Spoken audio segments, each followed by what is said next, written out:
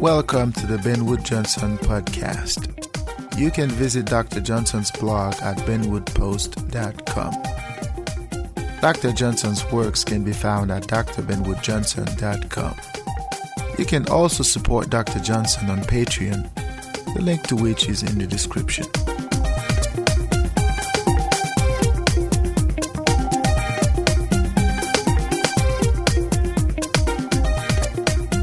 Hey, welcome back to the Ben Wood Johnson podcast. Today is September 9th, 2019. This is podcast number 37. I am happy to have you back with us today. Dr. Johnson's here. We are going to talk about John Dewey still. Last week we had an unanticipated vacation. Some personal items I had to attend, but we're back this week and we are going to continue our conversation. We are still talking about education. We are still talking about John Dewey. But this week in particular, we are talking about the notion of social control. In this case, we are referring to how society there are certain social mechanisms that are designed to control the individual. And those mechanisms, sometimes they're subtle, sometimes they're blatant, they're palpable, they're obvious. In either case, they are part of who we are. They are part of our psyche. They are part of our reality. And those controls sort of determine how we interact with one another. They determine how we behave. These social mechanisms, these control mechanisms, are designed to make us be. And they are designed to make us be a certain way. Dewey talks about how the control itself can hamper the educational experience, the learning experience. So he sort of goes into the ramifications of having rules that sort of hamper the individual from being. We are going to talk about how this mechanism sometimes could be a detriment to the learning experience. So this podcast is somewhat similar to the ones we've had before.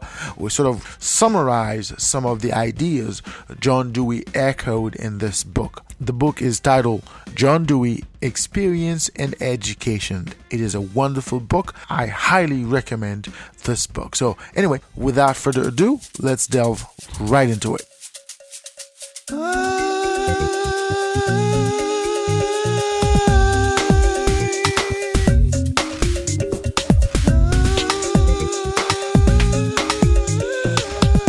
Today we're talking about social control.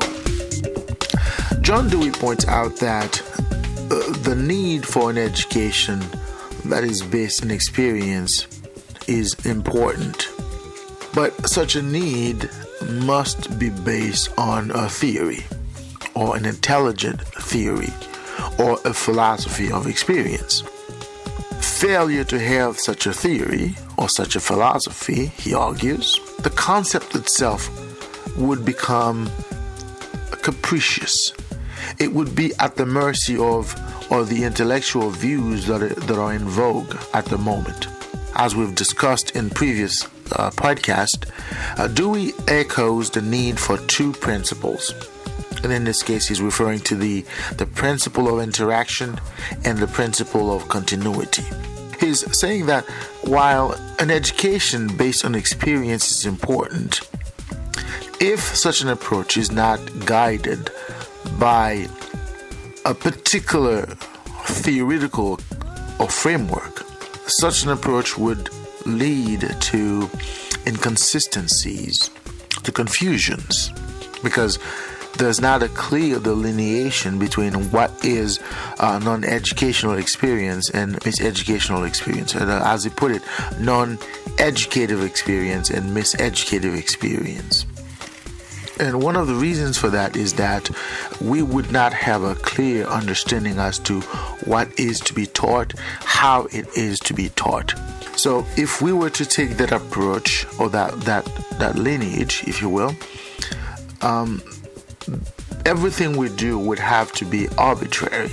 That in turn would lead to questions about individual freedom and social control, and the extent to which, or the degree to which, that would hamper natural growth in the individual. So Dewey points out that control is part of who we are. It's part of the organization of our society. And almost every aspect of what we do or what we omit from doing is regulated, therefore it is controlled. And in this case, he provides the example that even the most anarchist individual would like some form of control and agrees to some form of control, although he may object to a particular control, for instance, to control by the government or certain local authority, but to some extent that anarchists wants a bit of control. So Dewey is saying that control is sort of part of the mechanism that we use to be in society. And to illustrate that, he gives you the example of children in school. And he's saying that after school, children tend to go play games. And when they play games, they do not realize that every aspect of that game they play is controlled. Because one of the key factors of the games is the fact that the game has rules. And those rules control how they behave in the game and how the game itself operates. So that aspect of the game is based on a control mechanism which decides when the game is played, how the game is played, who plays the game, and if problems were to arise, the rules would apply again to solve those problems. But the fact that the rules are not so pervasive, the children playing the games do not oftentimes necessarily realize that they are subjected to some form of control. And Dewey says that is where the line is blurry. The control that are being exerted to the person, whether the person is a good citizen or not, that control, so long as it is subtle, it is likely to be a part of that individual's being. But that does not necessarily mean that the individual is not under control, even if the individual is not aware that he or she is under control. So in this case, we are part of the social control mechanism itself. Now, we agree to be a part of that control. We do not necessarily object to the control itself. We may object to the way the control is imposed. For instance, Dewey gave you another example. He says that an individual that is being subjected to a decision, the individual might appeal, or at least the individual might disagree with the way the decision was implemented or was taken, but he or she would not necessarily disagree with the decision itself, because that decision is part of a mechanism which regulates, which controls his or her behavior, and the individual knows that to some extent. And the individual understands the necessity for those rules. Sometimes those rules are based on precedents, or they're based on traditions. They're based on a standardized approach as to how things are to be done. Meaning, it is not necessarily for the individual in this particular instance. It is not necessarily for the children who are playing the games in this particular instance. It is part of who we are. It is part of what we do. It is part of what is done to us. And we sort of become numb to this reality. We understand that there ought to be control. We understand that being controlled is nothing that is nefarious, to put it this way. But the idea, at least how Dewey is portraying it, is that we are within the purview of a social mechanism, or at least a social control mechanism, and that mechanism regulates our beingness on a regular basis. And we would not change the rules. We would not try to modify those rules, those control mechanisms, unless others have done that before us. So basically, when we're talking about social control, one of the key considerations we have to make is that the control is incumbent upon the context in which the individual is evolving, the context, the situation, the realities that the individual is experiencing at a particular time. So even the individual sometimes is trying to impose his understanding of the control mechanism that he is experiencing onto others. So the individual is trying to control others within the control mechanism, the control construct where he or she is evolving. Dewey argues that the principle of social control may not, or sometimes does not, hamper or hinder individual freedom within the context of a game. because there the individual is part of a construct. The individual is part of an activity or an action, but that action itself is controlled, is supervised to the extent that the individual is under the purview of the rules that have been adapted, the rules that regulate that action.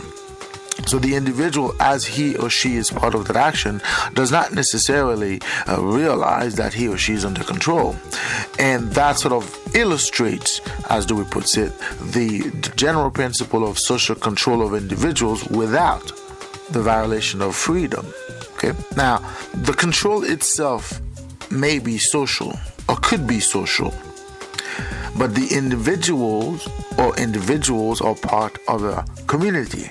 And that community is not outside of the society itself. So in this instance, there's not a direct control by an entity or something, but the control itself it's sort of automated, okay? Because it is part of the mechanism itself. Let's say we're playing soccer, and we know the rules. We've decided this is how we're going to play the game. So that automatically puts everybody who is playing the game under the purview of the rules, which sort of control their behavior as they play the game. Of course, there might be an arbiter. There might be somebody who's overseeing the game to the extent that they want to make sure that the rules are followed. But the individuals playing the game at some point may decide that they're not going to follow the rules in such a way. Still, they're always going to be under the purview of the mechanism which controls the game itself. Okay? But it might be a different scenario if we are talking about a school or a household where a parent may not step aside and let the kids or the children decide how to follow the rules of the household. The same is true for a school where the teacher may not step aside and let the students decide how to follow the rules of the school, because they have that authority. They have that responsibility to enforce the rules, to enforce the social control mechanism which regulates the behavior of the entities or the individuals that are under the purview of that social control mechanism. So the idea is that the person in charge is going to enforce the rules that are in effect, which sort of takes away his subjectivity in the way he or she approaches a situation. Okay, it's this idea that let's say that I'm a head of the household. I've established certain rules as to how the household is to be run. When I make decisions, I make those decisions not on what I feel things ought to be. Rather, I make decisions based on how the rules are defined. So those decisions are likely to be perceived as being fair or just, as opposed to being capricious, right? The same applies when we're talking about a school.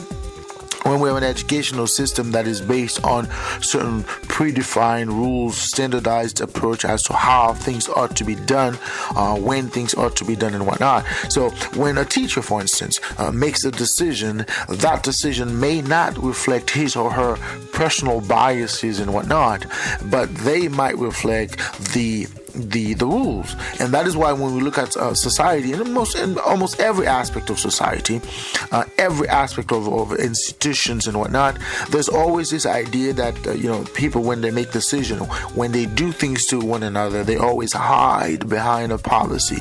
They always hide behind a rule. It's not my decision, it's the rule. It's the policy, it's the law.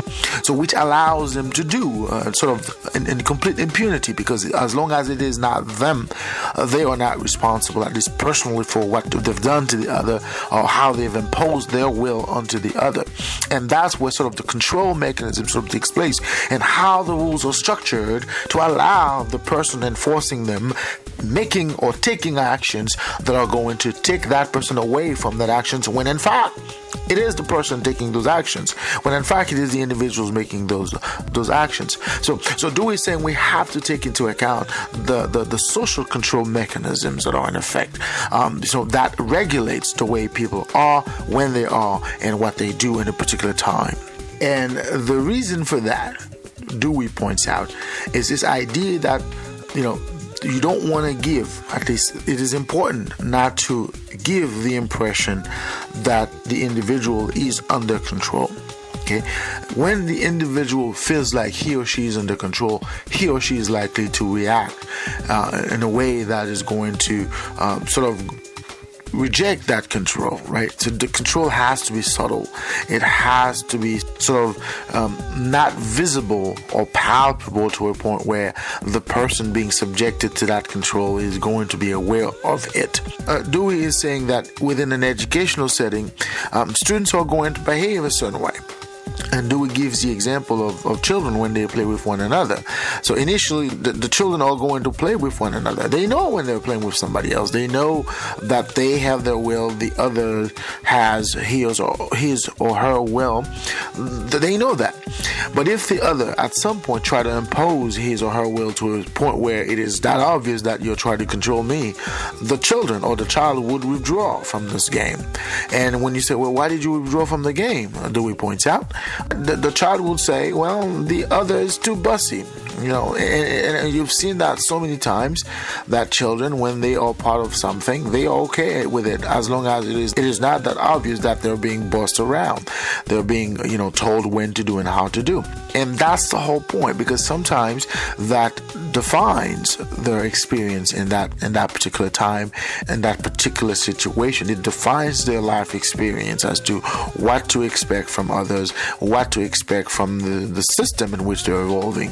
When it comes to education, when we're talking about education and social control, Dewey refers back to this notion of traditional education as opposed to more progressive education. He argues that within a traditional setting, this whole idea of obedience sort of takes precedence. The teacher sort of makes things a certain way. The teacher makes it much harder for the student to sort of not being aware that he or she is under control. And it is not just the teacher who is exerting his or her will on the students. Other adults are exerting their will on the teacher. The school principal, for instance, might be telling the teacher when to do and how to do. And the teacher might have no other alternatives but to be that way, or but to teach that way, but to behave that way. Now remember, the teacher is not taking part of the educational system voluntarily. Okay? Still, his job or her job is to keep order, is to maintain order within the school. That sometimes requires him to be a certain way and to abide by the rules that are already established within the school. But when we're talking about a more progressive approach to education, the social control is still there, but it somewhat resides in the nature of the work that are being done. Okay? And it is based on the notion that every decision, everything we do within this framework is based on a shared understanding as to what it is that we need to do. And the presumption here is that everybody's actively participating in the process. And Dewey does not necessarily see it that way. So even though the understanding is that whatever the individual does is based on a shared understanding, and Dewey is saying that is not necessarily the case, because when we are talking about in education, everything the individual does is based on a path. It's a linear path where things happen in sequence. There are certain things that you ought to do at a certain time in order for you to be at a certain place.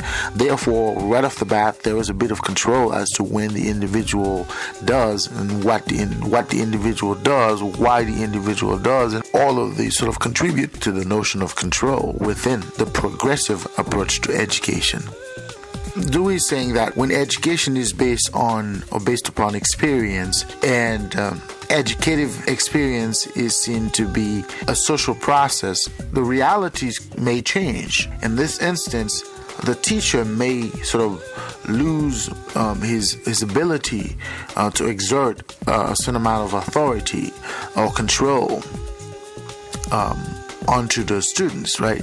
But it is always important, according to Dewey, to have life experience, personal experience being part of the educational process.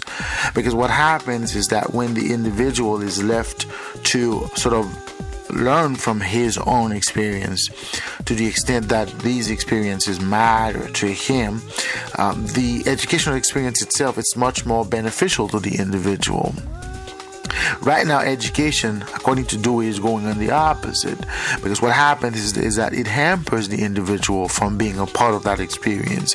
Education, at least as it is presently structured, hampers the individual from being part of this, experience. So that sort of takes away the interest that the individual may have developed naturally for the educational process itself, and that in turn could affect the individual in terms of his or her predisposition to learn.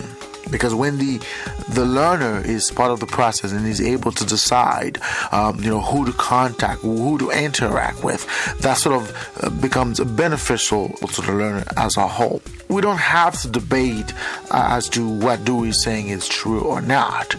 We have seen it in our own experience. We might deny it to the extent that we have a stake as to education being this way or that way. But the fact remains that education, it's a social mechanism. It is a control mechanism. It is a control because the whole concept, the whole idea of an education is based on that control. Let me give you a trivial example. Suppose that you say, I am not going to school. Okay, I don't want to go to school for X or Y reason. How far you think you're going to get in life? How far are you going to get? At least in the modern life, how far are you going to get? Not too far. There are certain things in society you will never be able to enjoy. There are certain positions, there are certain situations you will never find yourself, which you will never experience. So the education in itself, it's a precondition in order to be. Okay, I have sort of mentioned that in my previous podcast because it is the theme of society. Now you have to understand, the whole concept of society itself is control. Society, as I always mention, as I always say, is there to instill order in a world of chaos. So the whole foundation of society is that understanding as to the individual ought to be put a certain way to be a certain way. Now, of course, Dewey sort of explaining to you the degree to which the control works. When the control is subtle, it's part of the mechanism, it's part of who we are, of what the individual does, and when the individual is willingly taking part of that experience, so it's sort of the control is there, but it is not that obvious to the individual. So he or she is very likely to accept and being part of that, and the individual might also exert his bit of authority, or at least trying to control others, right? But when the control is so obvious, it is so to the tangible that it is blatant, then it might affect the individual in terms of how the individual experiences whatever it is that is being inculcated to him. In the case of an educational setting, when you have a school setting that is too restrictive, that is too control, for instance, education today is sort of this idea that you ought to be a certain way because of technology. Nowadays, schools are sort of forcing technology onto the kids. Students go to school and they're being told you have to have a computer, you have to carry this computer with you, you have to take this computer home. So all of that sort of taking away the interest that the kid or the learner might have in the computer, because it becomes this tool of control. It has become this tool of social control. And if we were to take Dewey's words seriously, which I think so many people do, which they should, then we need to rethink our approach to education as far as social control mechanisms. Right now we are doing everything wrong. Everything we're doing it the wrong way. This is not the way education is supposed to be. Education is supposed to be a life experience where the individual comes in and enjoy the process on his own. Now I am not saying that education should be sort of a free for all. You come in, you do whatever you want, and as Dewey points out in this chapter, even the most fervent anarchist sort of recognizes the need for rules and control to some extent, but it ought to be thoughtful.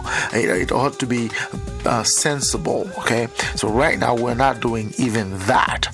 Though our approach to education is based on obedience, the student is expected to obey, and whatever he or she may have had as personal experience, that is sort of out the door. The student's view, the student's understanding, the student's participation in the process is sort of out the door. The student is sort of expected to obey and be according to what the master, in this case the teacher or the school principal, or those who decide what education is to be. And as Dewey would say, this is wrong. We need to rethink our approach to education.